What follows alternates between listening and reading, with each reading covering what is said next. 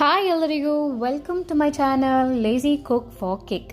ನಾನಿವತ್ತು ಈ judge Prestige frying ಪ್ಯಾನ್ನ ತೊಗೊಂಡಿದ್ದೀನಿ. ಸೊ ಇಟ್ಸ್ 502 ರುಪೀಸ್ ಆಯಿತು, 502 ರೂಪಾಯಿ. ಬ್ಲಿಂಕಿಟಲ್ಲಿ ಆರ್ಡರ್ ಮಾಡಿ ತೊಗೊಂಡೆ. ಅದ್ರ ಸಮೇತ ನನಗೆ ಹುಡನ್ ಸೌಟು ಮತ್ತು ಸ್ಕ್ರಬ್ಬರು ಕೊಟ್ಟಿದ್ರು. ಸೊ ಈಗ ಅದರಲ್ಲಿ ನಾವು ಬ್ರೆಡ್ ಪಿಜ್ಜಾ ಮಾಡ್ತಿದ್ದೀವಿ. ಬಜೆಟ್ ಫ್ರೆಂಡ್ಲಿ ಆಗಿದೆ. ಸೊ ಇದಕ್ಕೆ ಲೋ ಕಾಸ್ಟ್ ಎಲ್ಲ ಕಮ್ಮಿ ಆಗಿದೆ. ನಾವು ಆಚೆ ಹೋಗಿ ಪಿಜ್ಜಾ ತೊಗೊಳೋ ಬದಲು ಮನೇಲೇ ಮಾಡ್ಬೋದು. ಸೊ ಈಗ ಮಾಡೋದು ಹೇಗೆ ಅಂತ ನೋಡೋಣವಾ.